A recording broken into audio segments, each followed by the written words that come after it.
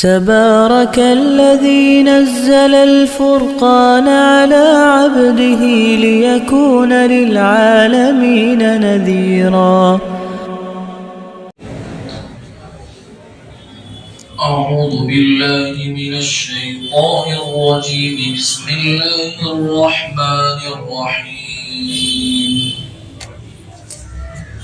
فوجدا عبدا من عبادنا آتيناه رحمة من عندنا وعلمناه من لدنا علما.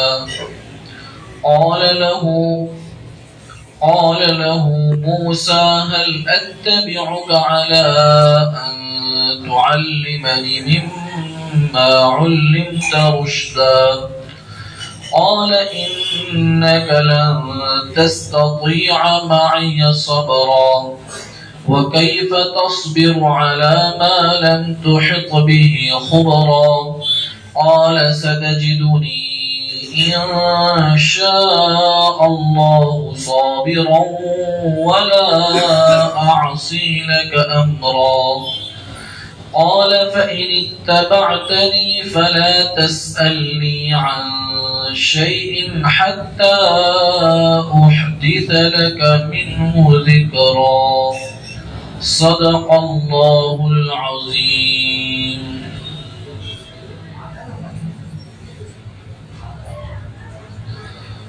بزرگان محترم، گزشتہ مجلس سے حضرت موسیٰ علیہ السلام کا علمی سفر نامہ چل رہا تھا. میں نے آپ کے سامنے پورا واقعہ بیان کر دیا تھا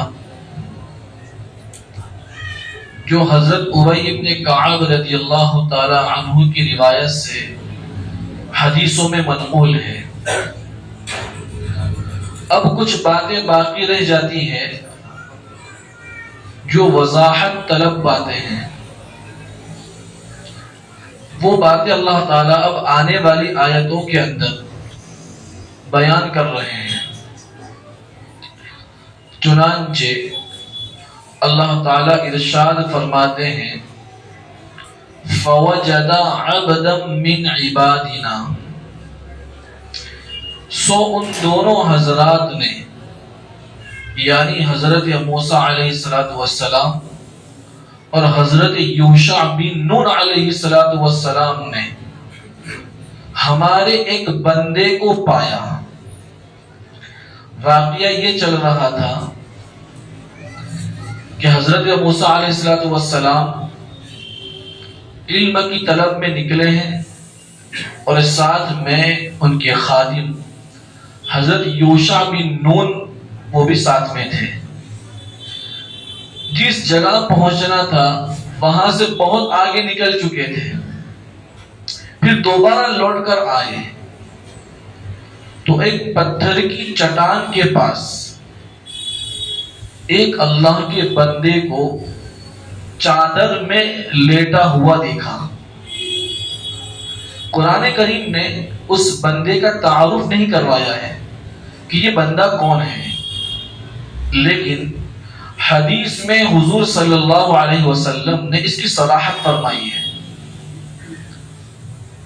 وہ بندہ کون تھا، اللہ تعالیٰ نے کس کے پاس حضرت موسیٰ کو بھیجا تھا.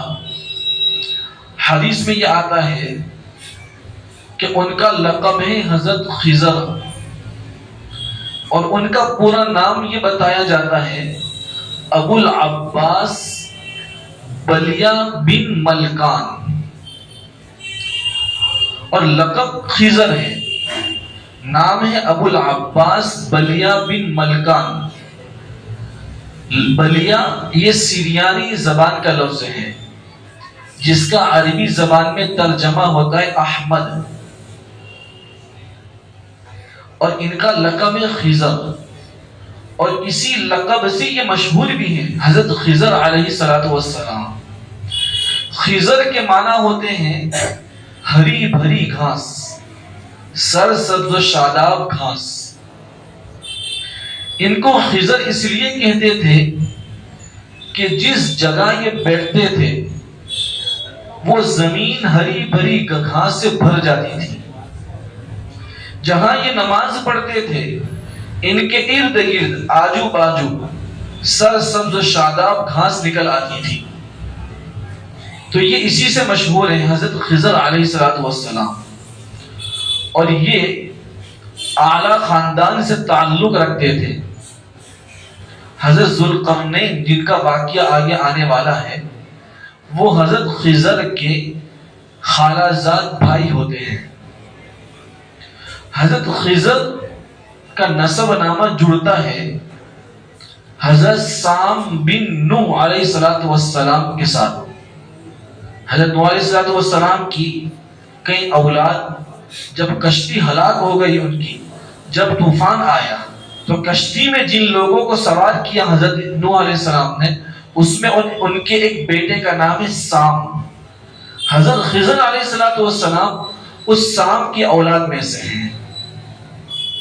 یہ مفسرین نے ان کے بارے میں یہ تعارف لکھا ہے. تو حضرت موسیٰ علیہ السلام نے وہاں چٹان کے پاس حضرت خضر علیہ السلام کو دیکھا. اللہ تعالیٰ نے قرآن میں دو باتوں سے ان کا تعارف کروایا ہے. آتیناہ رحمتا من عندنا، کہ جس کو ہم نے اپنی طرف سے رحمت سے نوازا تھا. رحمت سے کیا مراد ہے؟ رحمت سے مراد ولایت ہے یا نبوت ہے یا پھر لمبی زندگی ہے.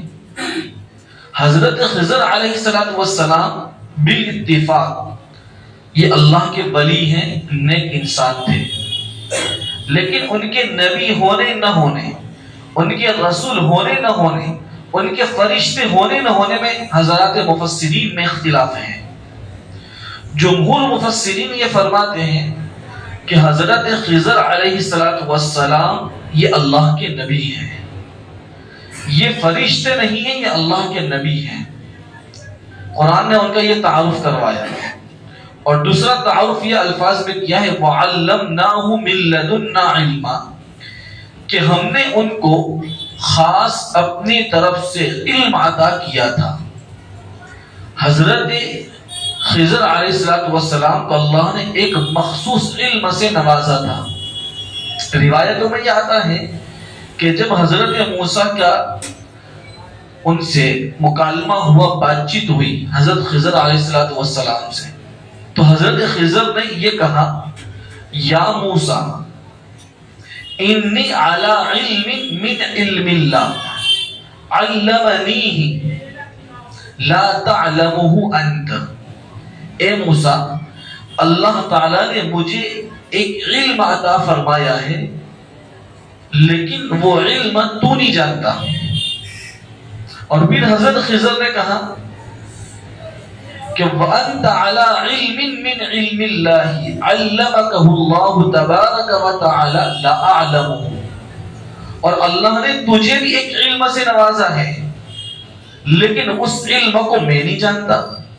اس سے معلوم یہ ہوا کہ حضرت موسیٰ کا علم الگ ہے اور حضرت خضر علیہ السلام کا علم الگ ہے.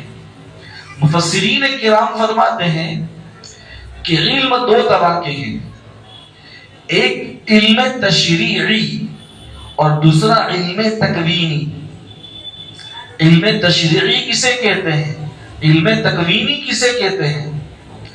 علم تشریعی کا مطلب یہ ہوتا ہے کہ اللہ تعالی جن حضرات کو اپنی وحی اور نبوت سے سرفراز فرماتے ہیں، عموماً انہی لوگوں کو اللہ تعالیٰ اپنی مخلوق کی اصلاح کا کام بھی انہی کے ذمے لگا دیتے ہیں اور انہی کے اوپر اللہ تعالیٰ کتاب اور شریعت نازل فرماتے ہیں اور اس شریعت میں مخلوق خدا کی ہدایت اور اصلاح کے قانون بیان کیے جاتے ہیں.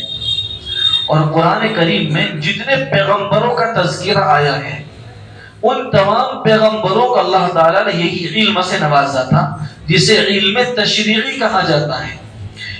اس کو علم ظاہری بھی کہتے ہیں مطلب یہ ہے عقائد کا علم، حلال و حرام کا علم، عبادات کا علم. یہ علم ایسا ہے کہ اللہ تعالیٰ نے تمام پیغمبروں کو اس سے نوازا تھا، اور ہم امتیوں کو بھی اللہ تعالیٰ کی طرف سے اسی علم حاصل کرنے کا حکم دیا گیا ہے.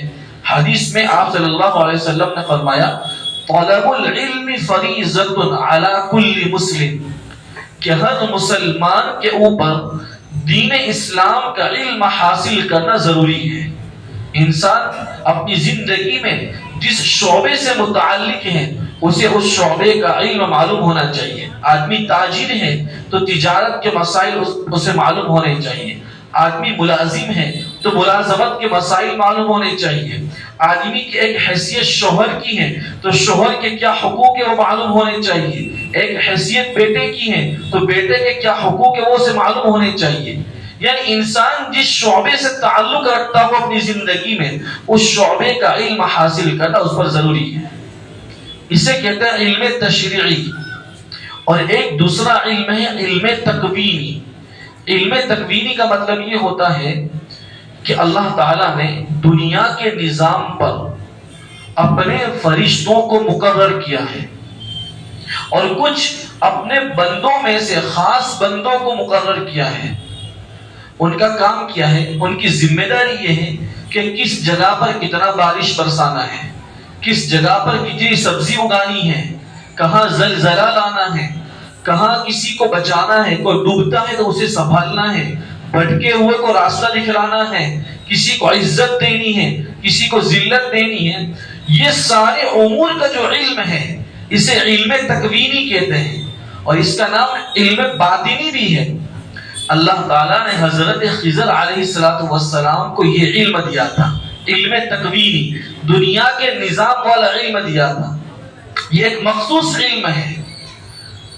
اور حضور صلی اللہ علیہ وسلم کی شان یہ ہے کہ آپ صلی اللہ علیہ وسلم ارشاد فرماتے ہیں علمت علم الاولین والآخرین، کہ مجھے اگلوں اور پچھلوں تمام کا علم دیا گیا ہے.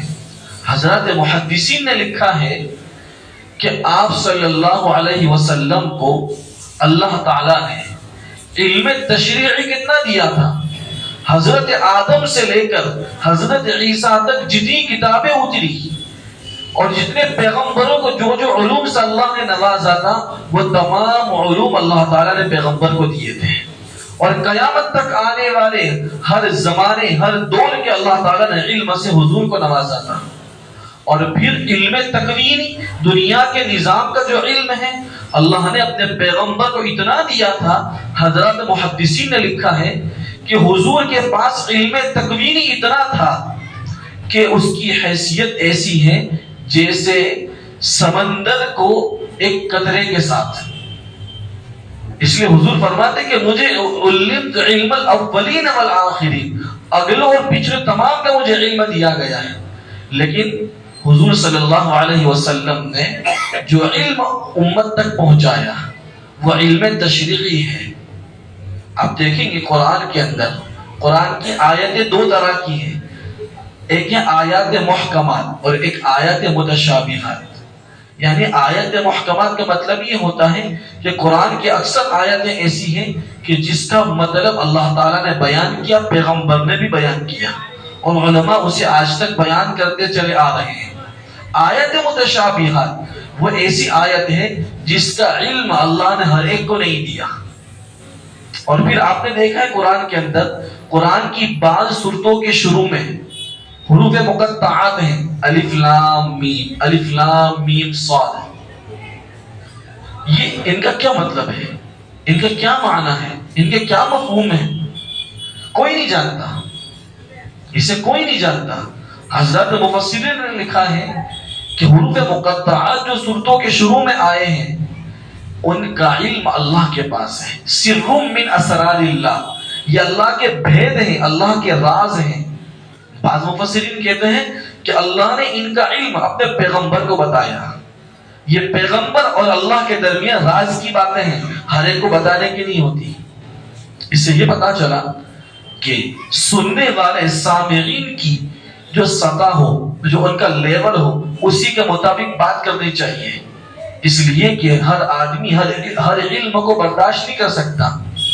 حضرت ابو ہریرہ رضی اللہ تعالیٰ عنہ فرماتے ہیں اللہ نے مجھے علم کے 2 برتن دیے، میں نے لوگوں کے سامنے علم کا ایک برتن بہا دیا، اس میں عقائد کی باتیں، حلال و حرام کی باتیں، عبادت کی باتیں تھی، لیکن اللہ نے مجھے علم کا ایک برتن وہ دیا تھا، اگر میں لوگوں کے سامنے اسے پھیلا دوں تو لقطع بالعوم، کہ لوگ میرا گلا کاٹ دیں، کہ لوگوں میں اس علم کو برداشت کرنے کی طاقت نہیں ہے، ہمت نہیں ہے۔ حضرت علی رضی اللہ تعالیٰ عنہ فرماتے ہیں اللہ نے مجھے ایسے جوہر عطا کیے ہیں، اگر میں لوگوں کے سامنے بیان کرنا شروع کروں تو لوگ مجھ پر کفر کا فتویٰ لگانے لگے اور لوگ میرے خون کو حلال سمجھنے لگے۔ اس سے معلوم یہ ہوا کہ ہر بات بتانے کی بھی نہیں ہوتی، جتنا سننے والے سامعین کی جتنی طاقت، قوت، جتنی بشاشت ہے، ان کا جتنا لیول ہے، اسی کے مطابق بات کرنی چاہیے۔ اگر یہاں ہمارے سامنے پڑھنے والے بچے ہوں، علماء ہوں، تو پھر بات کرنے کا انداز بدل جائے گا، وہاں علمی گفتگو ہوگی۔ ابھی ہمارا یہ مجمع عوام کا مجمع ہے تو اس میں نصیحت کی باتیں ہوگی، قرآن کریم کا جو نصیحت کا ایک انداز ہے اس سے بات کی جائے گی۔ تو اللہ تعالیٰ نے حضرت خضر علیہ السلام کو جو علم دیا ہے وہ علم تکوینی ہے، اور تمام نبیوں کو حضرت موسیٰ علیہ السلام کو جو علم دیا وہ علم تشریعی ہے۔ اسی لیے کہا کہ ہم نے اپنے اس خاص بندے کو اپنا خاص علم عطا فرمایا تھا۔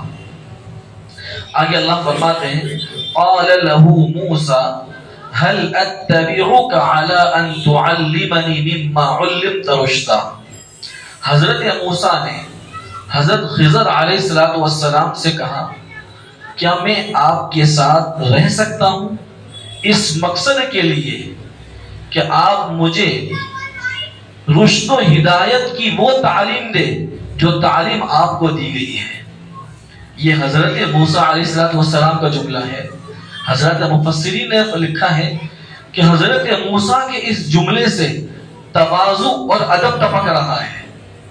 وہ وقت کے اتنے بڑے پیغمبر ہیں، کلیم اللہ ہیں، اللہ سے براہ راست بات کرنے والے ہیں، لیکن اللہ نے بھیجا کہ فلاں بندے کے پاس ایک علم ہے، اس علم کو حاصل کرنے کے لیے جاؤ۔ جب گئے ہیں تو بالکل شاگرد بن کر گئے ہیں، اسٹوڈنٹ بن کر گئے ہیں، اور تواضع سے کہہ رہے ہیں کہ آپ کے پاس رشد و ہدایت کا جو علم ہے وہ علم مجھے سکھلا دیجیے۔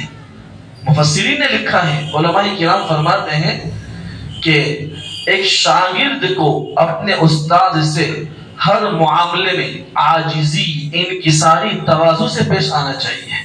یہ ادب قرآن سکھلا رہا ہے طالب علم کو، قرآن و حدیث کے پڑھنے پڑھانے والوں کو، اس لیے کہ یہ علم اللہ تعالیٰ کی صفت ہے، اور اللہ تعالیٰ کو تواضع، عاجزی، انکساری بہت پسند ہے، اور جو انسان تواضع، عاجزی کے ساتھ اللہ کے علم کو حاصل کرتا ہے، اللہ تعالیٰ علمی دنیا میں اسے چاند اور سورج بنا کر چمکاتا ہے، اللہ تبارک و تعالیٰ اسے بے تاج بادشاہ بناتا ہے۔ ایسے علماء ربانیین کی جوتیوں پر وقت کے بادشاہ اپنی بادشاہت کو قربان کرنے کے لیے تیار ہو جاتے ہیں۔ ایک واقعہ لکھا ہے علماء کرام نے کہ خلیفہ ہارون الرشید، بہت مشہور خلیفہ گزرا ہے مسلمانوں کا، بڑا نیک آدمی تھا۔ خلیفہ ہارون الرشید نے حضرت امام مالک رحمت اللہ علیہ کو پیغام بھیجا۔ امام مالک امام دار الہجرہ ہیں، مدینہ کے امام۔ آج دنیا میں 4 اماموں کی تقلید کی جاتی ہے، ان میں ایک امام مالک ہے۔ تو امام مالک کو درخواست بھیجی کہ آپ میرے مکان پر، میرے محل پر تشریف لے آئیں اور مجھے علم سکھلائیں۔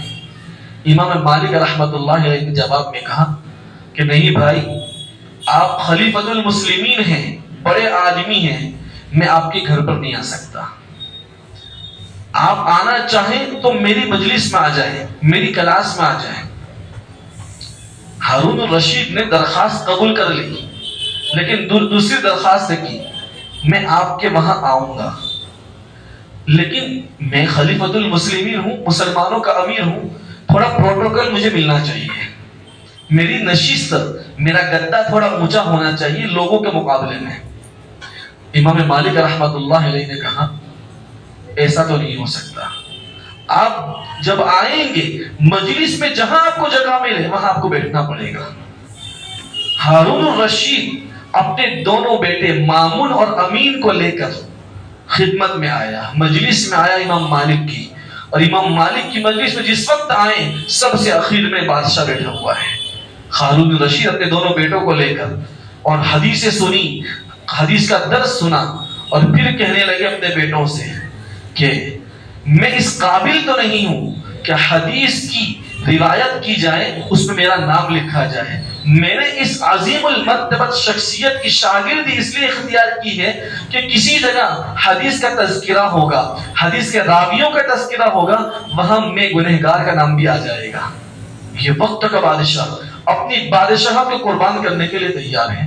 ایسے بے شمار واقعات ہیں ہمارے اکابرین کے ساتھ جو اہل اللہ ہے۔ اللہ نے اتنا ٹوچ کا علم عطا فرمایا کہ دنیا کے بڑے بڑے وزیر اعظم، بڑے بڑے عہدیدار، سرمایہ دار لاکھوں کروڑوں روپے دے کر جا رہے ہیں، وہ لینے کو تیار نہیں ہے۔ میں نے بارہا یہ واقعہ سنا ہے، امیر المؤمنین فی الحدیث حضرت مولانا محمد یونس جونپوری رحمت اللہ علیہ، سہارنپور یوپی، جو شیخ زکریا رحمت اللہ علیہ کا مدرسہ ہے جو آج بھی ہے، ان کے بعد ان کے جانشین ہیں، ابھی 2 سال پہلے انتقال ہوا، اللہ نے عجیب علم عطا فرمایا تھا، حدیث کا علم۔ ان کے انتقال کے بعد مکہ المکرمہ کے ایک بڑے عالم نے خواب میں آپ صلی اللہ علیہ وسلم کی زیارت ہوئی، انہوں نے پوچھا کہ اللہ کے رسول اس وقت روئے زمین کے اوپر حدیث کا علم سب سے زیادہ کس کے پاس ہے؟ پیغمبر صلی اللہ علیہ وسلم نے مکہ المکرمہ کے اس شیخ کو خواب میں یہ کہا کہ محمد یونس جونپوری کے پاس یہ علم ہے، علم حدیث۔ لیکن حضرت مولانا نے اتنی سادگی سے، بے نیازی سے زندگی گزاری ہے کہ واقعات بیان کرتے ہیں ان کے شاگرد بڑے بڑے علماء کہ جب حضرت درسگاہ سے نکلتے تھے ان کی جوتیوں کے اندر لاکھوں روپے پڑے ہوتے تھے، لوگ دینے آتے تھے، حضرت ہمارا ہدیہ قبول کر لو، ہمارا پیسہ قبول کر لو۔ علم یہ وہ چیز ہے جس نے حاصل کر لی وہ بے تاج بادشاہ بن گئے، وہ ٹھکرا دیتے تھے، دنیا ان کے قدموں میں آتی تھی۔ آج ہمارا حال یہ ہے، ہم دنیا کے پیچھے دوڑ رہے ہیں، دنیا ہمیں بھگاتی جا رہی ہے۔ یہ ہمیں ادب سکھلایا ہے کہ اللہ تعالیٰ کا یہ علم بڑا غیور علم ہے، ہمیں جو آدمی عاجزی انکساری کے ساتھ اسے حاصل کرتا ہے اللہ تبارک و تعالیٰ اسے نوازتا ہے۔ آگے قرآن کہتا ہے وَكَيْفَ تَصْبِرُ عَلَى مَا لَمْ تُحِطْ بِهِ خُبْرًا۔ حضرت خضر علیہ السلام کہہ رہے ہیں کہ آپ قَالَ إِنَّكَ لَن تَسْتَطِيعَ مَعِيَ صَبْرًا۔ حضرت خضر علیہ السلام نے کہا آپ میرے ساتھ صبر نہیں کر سکیں گے۔ حضرت موسیٰ سے کہا آپ میرے ساتھ صبر نہیں کر سکیں گے، مطلب یہ ہے کہ میرے بعض کام ظاہری شریعت کے خلاف ہوں گے، آپ دیکھیں گے فوراً نکیر کریں گے۔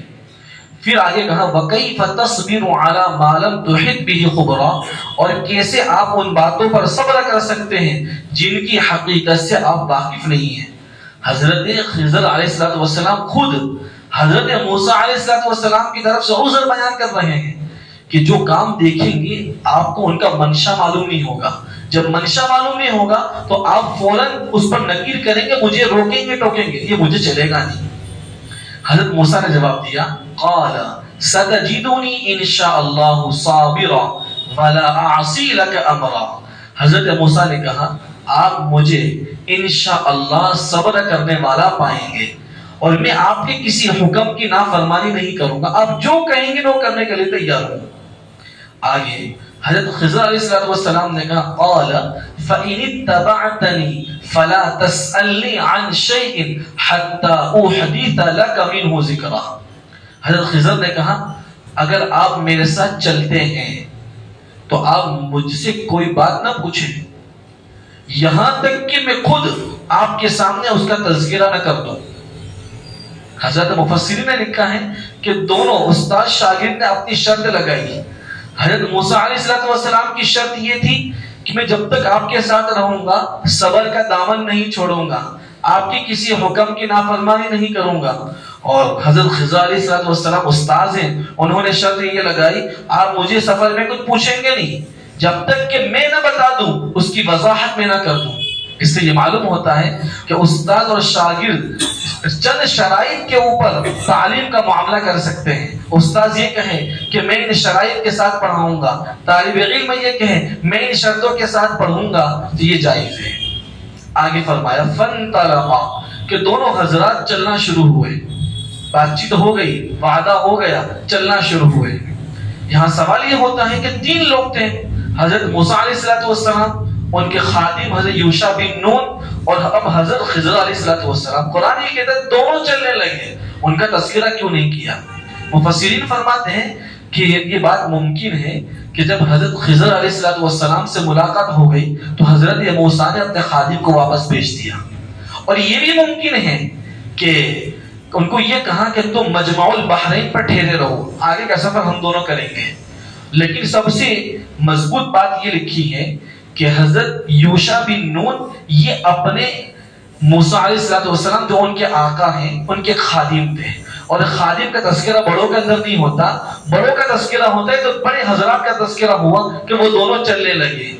حتی اذا رکبا فی السفینۃ خرقھا، چلتے چلتے ایک مقام ایسا آیا کہ جہاں سے آگے جانے کے لیے کشتی میں سوار ہونے کی ضرورت آئی، یہاں تک کہ وہ دونوں کشتی میں سوار ہوئے۔ جب وہ کشتی میں سوار ہو رہے تھے اس وقت کشتی والوں نے منع کر دیا، پہلے تو اس لیے کہ انجان چہرے تھے، لیکن کچھ لوگوں نے یہ کہا کہ یہ تو اللہ والے ہیں، ان کے نورانی چہرے ہیں، تو پھر کشتی والوں نے ان تینوں حضرات کو کشتی کے اندر سوار کیا، اجرت بھی نہیں لی، معاوضہ بھی نہیں لیا، بغیر معاوضہ کے سوار کر لیا۔ خرقھا، حضرت خضر علیہ السلام نے کشتی میں بیٹھنے کے بعد جب سفر شروع ہو گیا تو کشتی کا ایک تختہ، ایک لکڑا کلہاڑی سے توڑ دیا۔ لیکن ان کی یہ کرامت تھی، ان کا یہ معجزہ تھا کہ سمندر کا پانی کشتی میں آ نہیں رہا تھا، انہوں نے توڑ دیا۔ جب یہ بات دیکھی حضرت موسیٰ نے کہا قال اخرقتها لتغرق اهلها، حضرت موسیٰ نے کہا کیا آپ نے کشتی کو توڑ ڈالا تاکہ آپ کشتی والوں کو ڈبو دیں؟ حضرت موسیٰ یہ کہنے لگے کہ ان کشتی والوں نے ہمیں بغیر معاوضہ کی کشتی میں سوار کیا، اور آپ نے ان کے ساتھ یہ معاملہ کیا کہ ان کی کشتی کے ایک پارٹی کو، ان کے ایک لکڑے کو نکال دیا۔ لقد جئت شیئا امرا، آپ نے بڑی بھاری غلطی کر ڈالی کہ یہ اچھا نہیں لگا۔ تو فوراً بولے حضرت خضر علیہ السلام قال الم اقل انک لن تستطیع معی صبرا، حضرت خضر نے کہا کیا میں نے نہیں کہا تھا کہ آپ میرے ساتھ صبر نہیں کر سکیں گے؟ حضرت موسیٰ علیہ السلام نے فوراً کہا قال لا تؤاخذنی بما نسیت ولا ترهقنی من امری عسرا، آپ میری بھول چوک پر پکڑ نہ کریں اور میرے معاملے میں تنگی نہ ڈالیں، یہ مجھ سے غلطی ہو گئی، مجھ سے بھول ہو گئی، آپ میری بھول کو معاف کر دیں۔ اس سے یہ بات ثابت ہوتی ہے کہ حضرات انبیاء علیہم السلام سے بھول ہو سکتی ہے، بھول ہوتی ہے۔ سورہ طٰہٰ کے اندر حضرت آدم علیہ السلام سے جو بھول ہوئی صراحتاً اس کا تذکرہ آیا وَلَقَدْ عَهِدْنَا إِلَىٰ آدَمَ مِنْ قَبْلُ فَنَسِيَ وَلَمْ نَجِدْ لَهُ عَزْمًا، اللہ تعالیٰ نے جنت میں کہا تھا حضرت آدم علیہ السلام کو کہ اس درخت کا پھل نہیں کھانا ہے، شیطان نے بہکا دیا، بھول گئے، اور حضرت آدم علیہ السلام نے بھول میں وہ کھا لیا، ان سے بھی بھول ہوئی۔ اور روایتوں میں یہ آتا ہے کہ آپ صلی اللہ علیہ وسلم نے ایک مرتبہ ظہر کی یا عصر کی 5 رکعتیں پڑھا دی اور اخیر میں سجدہ سہو کیا، اور نماز کے بعد آپ صلی اللہ علیہ وسلم نے ارشاد فرمایا کہ میں ایک انسان ہوں، جس طرح تم کو یاد رہتا ہے مجھ کو بھی یاد رہتا ہے، اور جس طرح تم کو بھول پڑتی ہے مجھ کو بھی بھول پڑتی ہے۔ اس سے معلوم یہ ہوتا ہے کہ نبی سے بھول ہو جانا یہ کمال نبوت کے خلاف نہیں ہے، یہ کار نبوت کے خلاف نہیں ہے، نبی سے بھول ہو سکتی ہے۔ حضرت موسیٰ علیہ السلام سے بھول ہوئی اور کہا کہ آپ میری بھول کو معاف فرما دیں۔ فانطلقا، پھر وہ دونوں حضرات چلنے لگے، حتی اذا لقیا غلاما فقتل، یہاں تک کہ ایک گاؤں میں پہنچے، ایک دیہات میں پہنچے، دیکھا چند بچے کھیل رہے ہیں، ان میں ایک بچہ بہت خوبصورت سیانہ تھا۔ حضرت خضر علیہ السلام نے اس بچے کو پکڑا اور اس کا سر اس کے تن سے الگ کر دیا۔ جب حضرت موسیٰ نے یہ دیکھا، قال اقتلت نفسا زکیۃ بغیر نفس لقد جئت شیئا نکرا، کیا آپ نے ایک بے قصور کی جان لے لی، حالانکہ اس نے کسی کا ابھی تک خون نہیں کیا ہے، اور آپ نے اس مرتبہ بڑی بھاری غلطی کر دی، بہت برا کام کیا۔ اس مرتبہ حضرت موسیٰ علیہ السلام نے جو روکا ٹوکا، یہ بھول سے نہیں تھا، جان بوجھ کے تھا۔